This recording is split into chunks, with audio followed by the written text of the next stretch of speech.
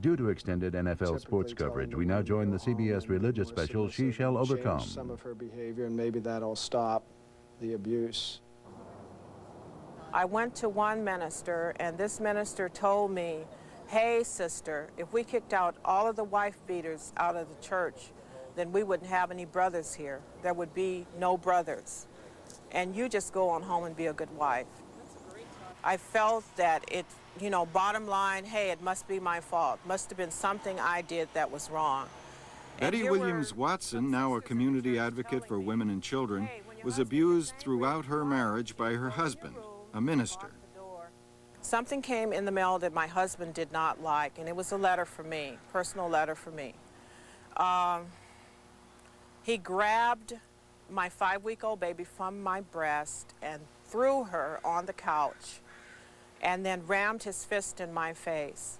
About 3 or 4 years ago, he attacked my son that was 9 months old and threw me into a wall, and I split open my head, and so I went to the hospital. At that point, I left and I went to my mother's because I still wasn't sure what to do.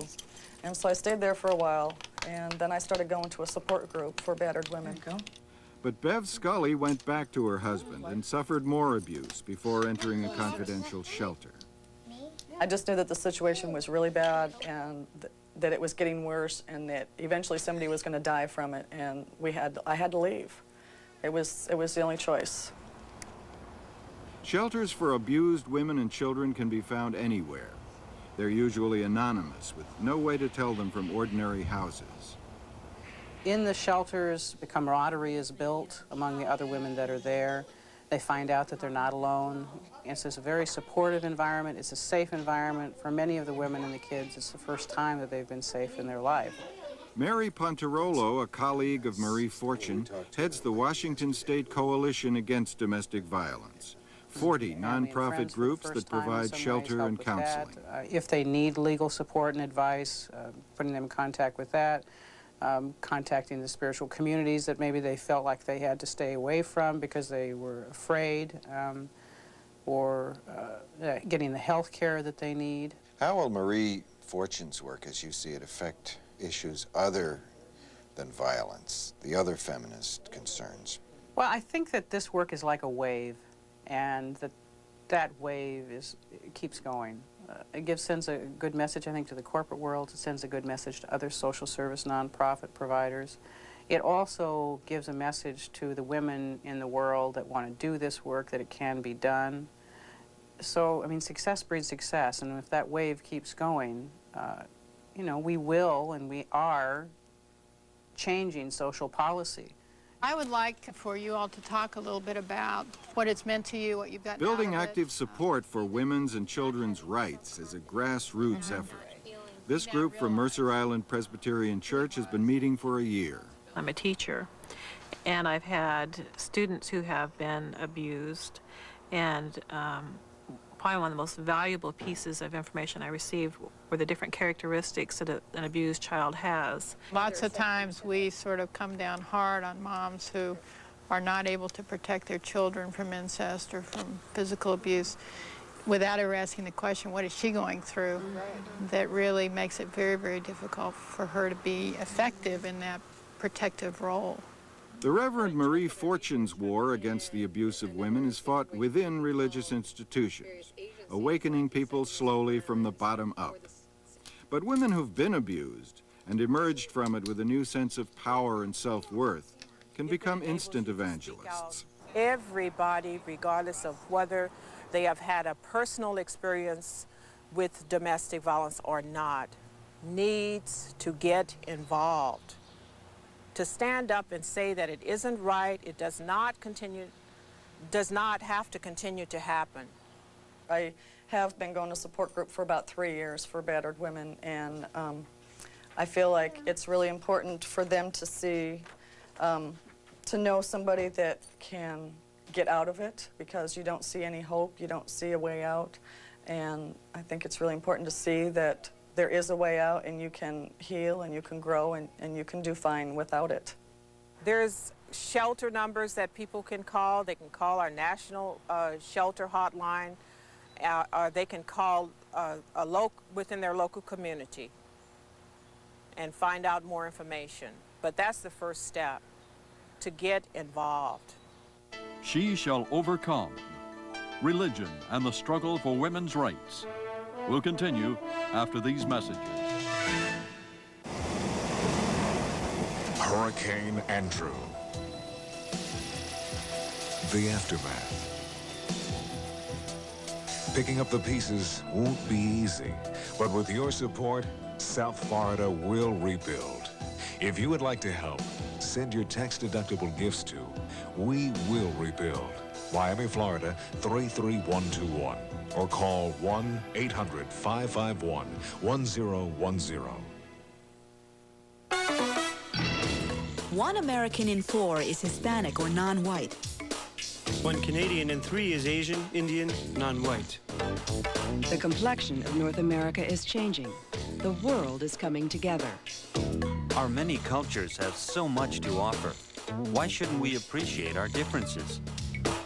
We can learn to live responsibly with each other in God's colorful world. From people who believe there's room for us all, the Mennonites and the Church of the Brethren. Sort of thing. And your forehead? And it hit my forehead, and then he threw me to the ground and started choking me. Now, when he was choking you, was he kneeling over you? Was he sitting on you? I believe he was kneeling over me. He had to have been on the ground with me. And he was choking you? And he was choking me. And what were you saying? I couldn't say much of anything other than I think I managed to squeak out as well I could, "Mike, you're killing me." Lee Hoffheimer, a board member of the Center for the Prevention of Sexual and Domestic Violence, is a victim's advocate in the King County court system. I look at our work as we're sort of program managers here in the court because we work with all facets of the legal system. We work with probation, we work with the judges, we work with the court administration and the staff, we work with the police, we work with the victim services or the community services, as well as the therapists that are providing treatment for the batterers. And we do a lot of work around education, around changing some policies and how a victim is treated in the court, about defining and redefining what a battered woman is, about working with judges in consistent sentencing and effective sentencing so we don't get one kind of sentence with one situation and another, something totally different.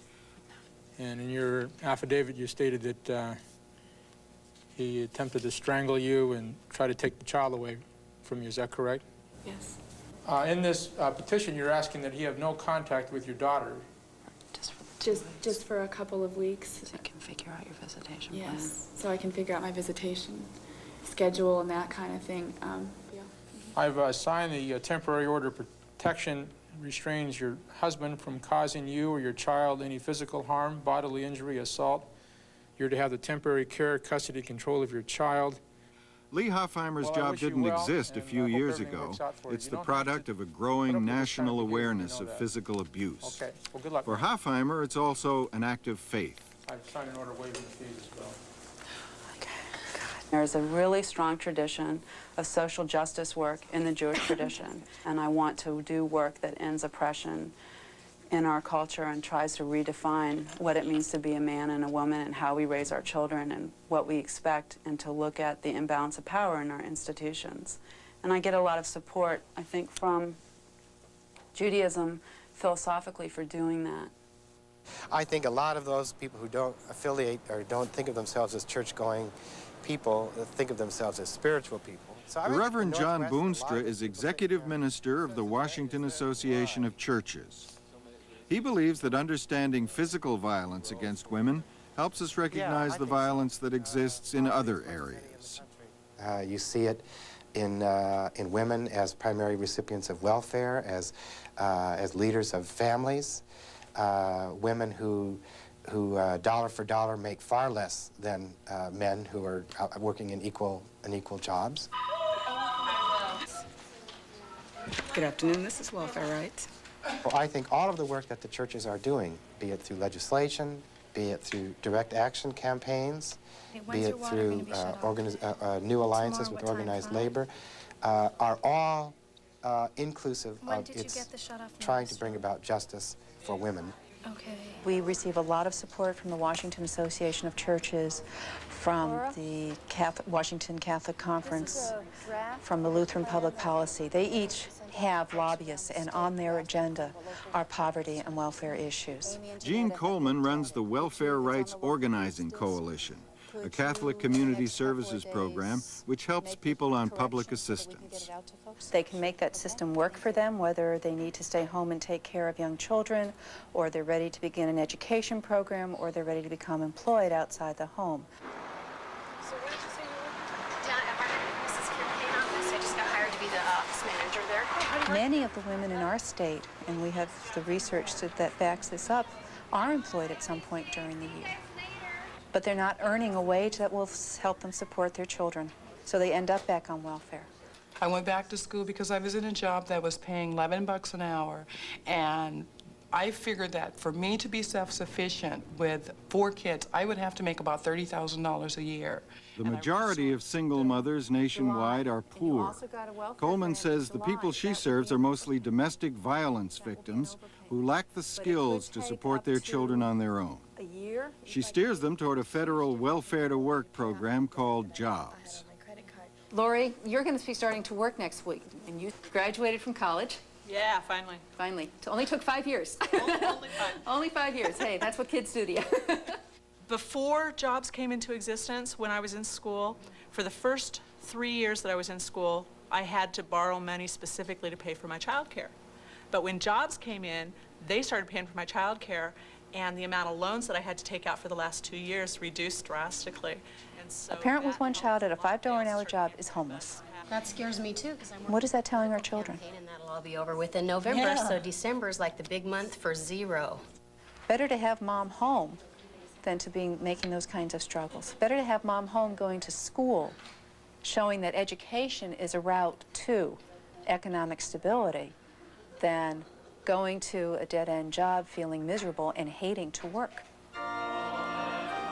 Individual Christians and Jews are helping win justice for women in society. But what's happening within the religious institutions themselves? The Reverend Dale Sewell says that Jesus wanted to empower women and prepare them for leadership in the church. But by the end of the first 100 years of the church, we male leaders had retrenched and had kind of pushed women out of leadership and had lost that vision. And then for centuries, it's been a male-dominant organization, and women have suffered. It's very easy for men to say we want to have women have a more vocal role within the church, but a lot of that is as Christian education specialists or Sunday school teachers or daycare centers, or where you still are reinforcing traditional roles, and not central roles which have been held for years by men. It's one thing to volunteer one's time. It's another thing to be paid and to try and support oneself off of one's ministry, and it's so difficult still for women to find placement. The ordination of women in a number of Protestant and Jewish traditions was a major breakthrough, but not without problems. The Reverend Marie Fortune and her fellow ministers can attest to that. What does it mean to speak and to write as a woman? What are our contributions, and can we do that in a structure that's a very male-created structure? I was the first Filipina to be ordained in the Presbyterian Church USA, and that was 8 years ago, but now I'm still the only one. And in as much as it was very exciting then for me to be empowered and to be included in this church that was new for me because I am an immigrant, now I feel that it is this same church that has empowered me, that it's now excluding me. The question for me remains, how long do I stay?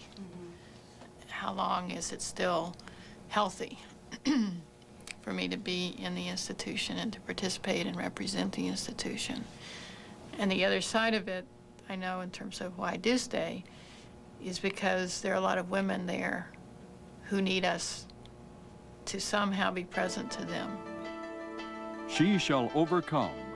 Religion and the struggle for women's rights will continue after these messages. When I was 17, I found out I had HIV. Knowing I could die has been scary. But what's worse is that all my friends are still doing what I did that got me infected. And I don't mean drugs. I learned that anyone could get HIV. But when you're young, you think you're invincible. You don't think you'll ever get it. Find out how you can prevent HIV. Call 1-800-342-AIDS.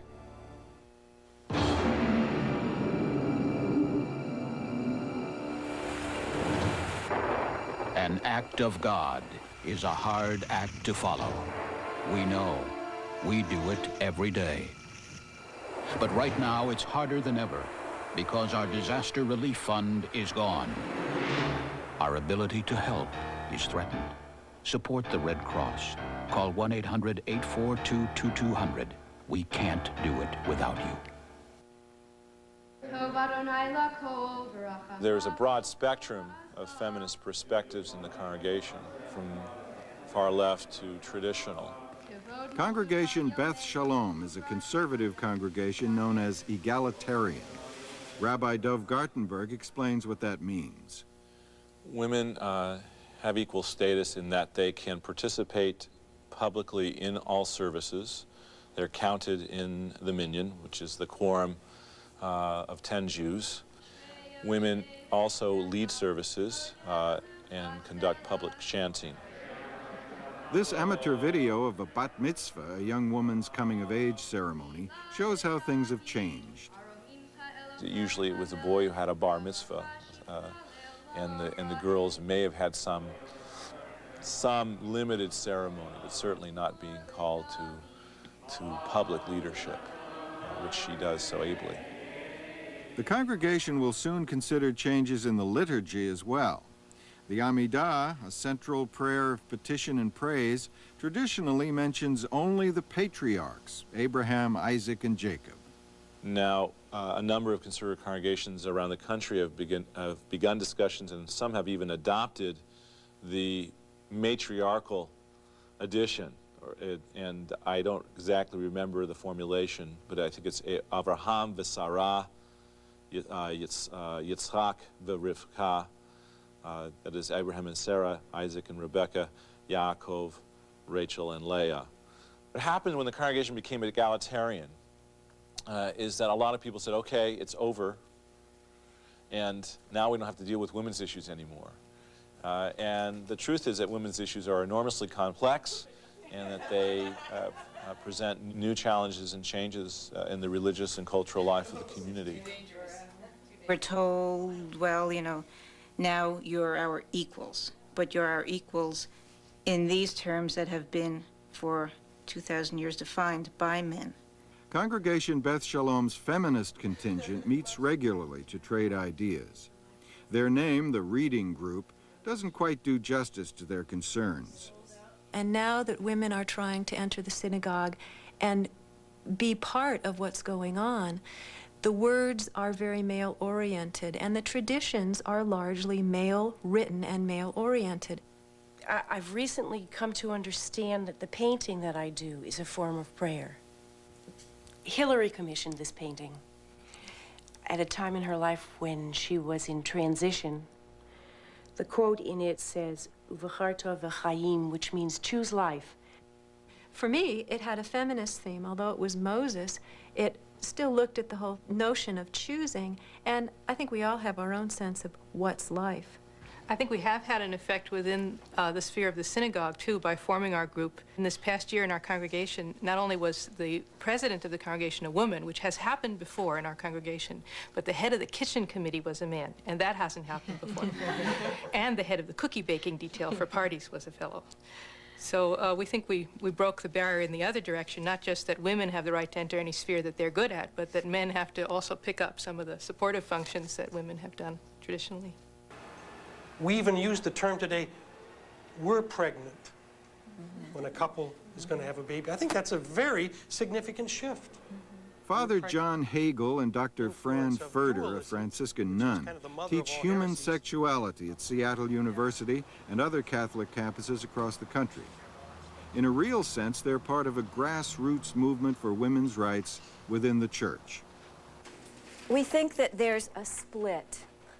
The main thing that we try to accomplish is an awareness that all of us are sexual, that all human beings express their sexuality, that sexuality is much bigger than genitality, that it involves primarily how we do relationships, how we love, how we relate to one another, not only in the workplace, but in the closest, most intimate relationships in our lives.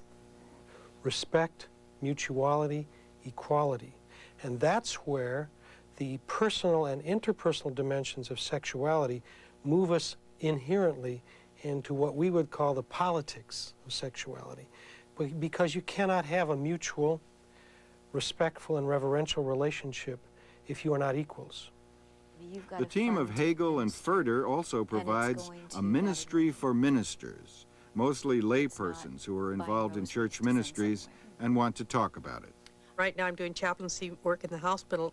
I have to be the priest almost without having the right. I actually say the prayers and anoint them with some nice oil and say God is here with you and will help you on your last journey. But I, here again, saying I am being that minister to that person and the family, but is the church recognizing that and that person receiving that sacrament? I'm a chaplain at a homeless shelter for men, and it's almost the same situation. The church is important to people, and I just feel like I've just gone ahead and done it, and feel really good about that. You're going ahead and doing it. How is that going to change the church? I don't want to be a priest, but I would like to just enter into the relationship the whole way. You know, it's like marriage preparation. I work with the couple up until, you know, they receive the sacrament at the altar. In infant baptism preparation, you know, I work up until the actual baptism. I guess it's like getting to be a part of a novel, but never getting to, you know, be the final chapter. Is eventually, from the grassroots, going to have to change things that we're doing, and we're bringing sacrament, small s or what, to these people that is going to be eventually have to say, this is what it has to be. Obviously, I'm not a prophet, and some of my predictions of the past have failed. But I believe that there will be a woman priest.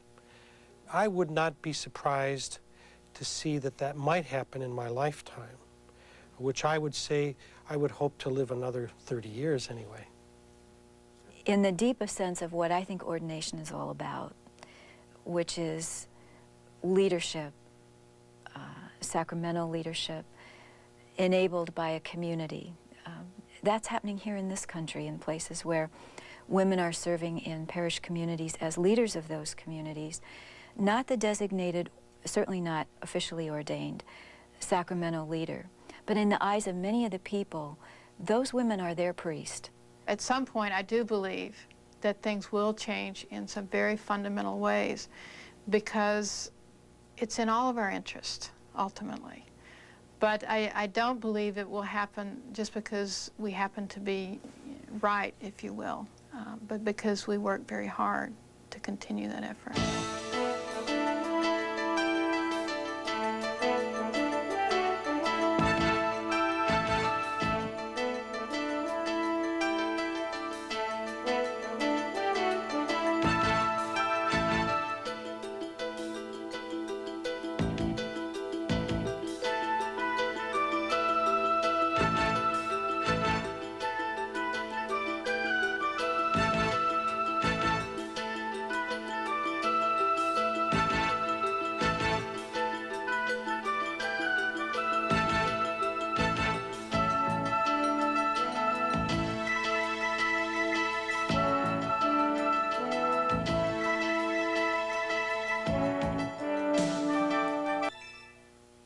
How much do you know about Senator John Seymour? As state senator, Seymour voted to raise his own pay 4 times and to deregulate savings and loans. As a real estate broker, Seymour's business was sued 18 times for fraud, deception, or breach of contract. Seymour's a Washington big spender whose personal staff is larger than any other senator's. And Seymour spent $1.1 million of taxpayer dollars to send out 6 million pieces of junk mail. We can't afford to elect John Seymour senator.